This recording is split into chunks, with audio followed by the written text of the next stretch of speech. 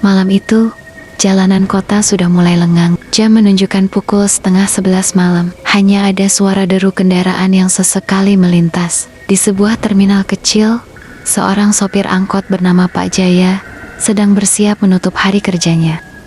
Namun, tiba-tiba ada seorang penumpang laki-laki muda berlari kecil mendekat. Nafasnya tersengal. Wajahnya tampak gelisah. "Pak, masih narik kan? Tolong, saya harus segera pulang," katanya.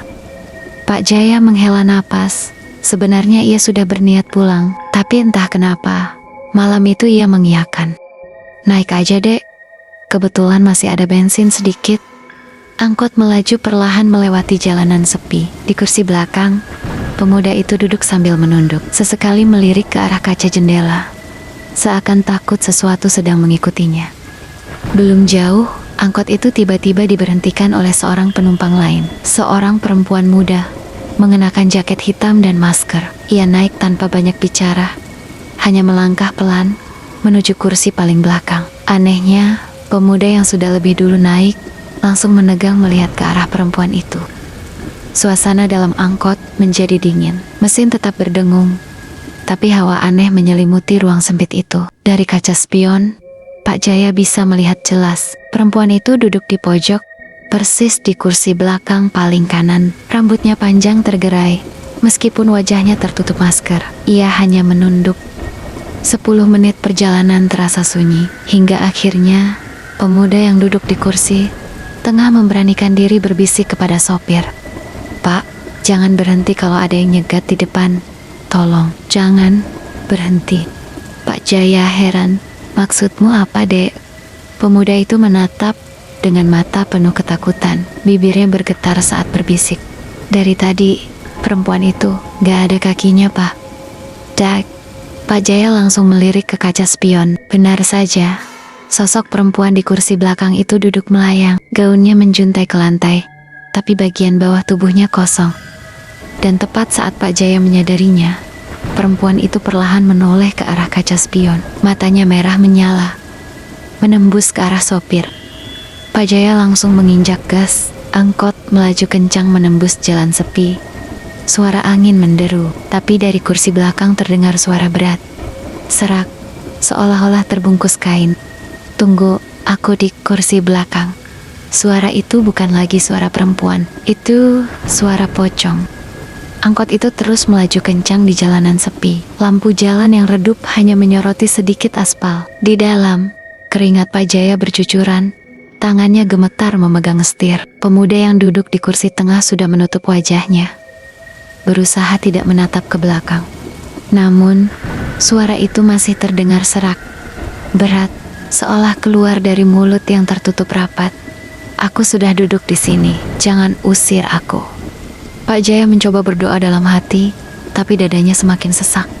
Dari kaca spion, ia bisa melihat samar-samar sosok di kursi belakang. Kini bukan lagi perempuan. Rambut panjang itu hilang, masker hitamnya lenyap. Yang duduk di sana kini adalah sesosok pocong dengan kain kafan kotor dan wajah membusuk, menatap lurus ke arahnya. Tiba-tiba, lampu angkot berkedip-kedip, mesin meraung. Angkot oleng ke kiri dan hampir menabrak pohon besar di pinggir jalan. "Pak, awas!" teriak pemuda itu. Pak Jaya banting setir dan angkot kembali stabil. Tapi saat ia menoleh ke kaca spion lagi, kursi belakang kosong. Tidak ada siapa-siapa. Hanya ada Pak Jaya dan pemuda itu. Keduanya terdiam beberapa detik, mencoba menenangkan diri. Pemuda itu berbisik. Suaranya bergetar. "Pak, kursi belakang itu memang sering begitu. Banyak yang bilang siapapun yang duduk di sana sebenarnya bukan manusia." Pak Jaya menelan ludah. "Maksudmu apa, Dek?" Pemuda itu menunduk, lalu berkata pelan, "Dulu, ada penumpang terakhir, seorang mahasiswa. Malam-malam, dia naik angkot sendirian, duduk di kursi paling belakang. Besok paginya, jasadnya ditemukan di hutan pinggir kota, terikat kain kafan. Sejak itu, setiap malam Jumat, ada penumpang tambahan yang duduk di sana." Pak Jaya merinding mendengarnya. Dan benar saja, dari kaca spion, tiba-tiba terlihat jelas kursi belakang yang tadinya kosong, kini kembali terisi. Pocong itu duduk diam, menatap tajam dengan mata putih melotot. Tapi kali ini, ia tidak sendiri. Ada dua sosok lain, duduk di sebelahnya, wajah pucat, mata kosong, seperti mayat membusuk yang ikut jadi penumpang. Perlahan, mereka semua menunduk, lalu serempak berkata dengan suara parau, "Kursi belakang tidak pernah kosong." Pak Jaya berusaha tetap fokus pada jalan. Tangannya mencengkeram setir erat. Keringat dingin terus menetes di pelipisnya. Pemuda di kursi tengah sudah pucat pasi. Tubuhnya gemetar seperti demam tinggi. Sementara itu, dari kaca spion, 3 sosok di kursi belakang kini semakin jelas. Pocong itu duduk di tengah, diapit oleh 2 sosok mayat pucat. Mereka tak lagi diam. Tubuh mereka bergetar. Kepala menunduk lalu perlahan menoleh ke depan. Mata mereka kini tertuju pada Pak Jaya. Angkot bergetar.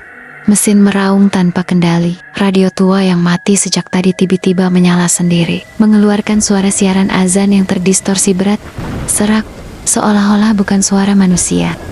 Pemuda itu berteriak, "Pak, jangan lihat kaca spion, jangan lihat." Namun, terlambat. Pak Jaya sempat menoleh, dan ia melihat sesuatu yang membuat darahnya hampir berhenti mengalir. Salah satu sosok mayat itu tidak lagi duduk di kursi belakang. Ia kini sudah berdiri di lorong angkot, tepat di belakang pemuda itu. Wajahnya pucat kehijauan, mata melotot, mulut terbuka dengan kain kafan yang menyembul dari dalam tenggorokan. Bau busuk menyengat, memenuhi ruangan sempit itu. Pemuda itu menoleh, dan langsung menjerit histeris. Sosok mayat itu mengangkat tangannya, jari-jarinya panjang seperti ranting. Lalu perlahan mencekik leher pemuda tersebut. "Pak, tolong!" teriaknya sambil berusaha melepaskan cengkeraman dingin itu. Pak Jaya panik. Ia mencoba membaca doa sambil tetap menginjak gas. Tapi angkot tiba-tiba berhenti sendiri. Mesin mati, lampu padam, dan mereka terjebak di jalanan gelap di tengah hutan kecil yang jarang dilalui orang. Hanya ada suara pemuda yang terenggenggah karena hampir kehabisan napas. Pak Jaya menoleh, mencoba menolong, tapi tepat saat itu, ia melihat sesuatu yang lebih mengerikan. Pocong di kursi belakang kini sudah tidak ada. Tiba-tiba, dari kursi sopir yang kosong di sebelahnya, terdengar suara kain diseret. Perlahan, pocong itu duduk di kursi depan, tepat di samping Pak Jaya. Matanya merah menyala, wajahnya semakin dekat. Lalu dengan suara berat ia berbisik, "Sekarang giliranmu." Pak Jaya membeku. Pocong itu kini duduk di kursi depan, hanya sejengkal dari wajahnya. Bau busuk kain kafan semakin menusuk. Mata merahnya menatap tajam, seolah menunggu sesuatu. Pemuda di kursi tengah sudah terkulai lemas. Wajahnya pucat, lehernya penuh bekas cekikan. Nafasnya tersengal-sengal. "Papa, kita gak bisa keluar," bisiknya lirih. Dengan tangan gemetar, Pak Jaya mencoba menyalakan mesin angkot. "Tolong, jangan ganggu kami. Saya cuma sopir biasa." Suaranya bergetar. Mesin tiba-tiba menyala. Namun saat angkot melaju, Pak Jaya sadar sesuatu aneh. Jalan yang ia lalui bukan lagi jalan yang sama. Lampu jalan hilang. Yang terlihat hanya hutan gelap dengan pepohonan tinggi. Jalanan seolah berputar-putar, tak pernah berujung. Di kursi samping, pocong itu perlahan membuka mulut. Dari rongganya terdengar suara parau, bercampur jeritan. "Dulu, aku juga penumpangmu." Pak Jaya menoleh kaget. "Apa maksudmu?"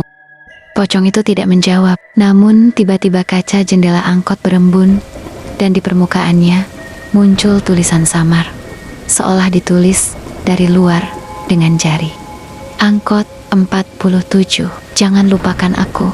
Pak Jaya terkejut. Ia ingat samar-samar.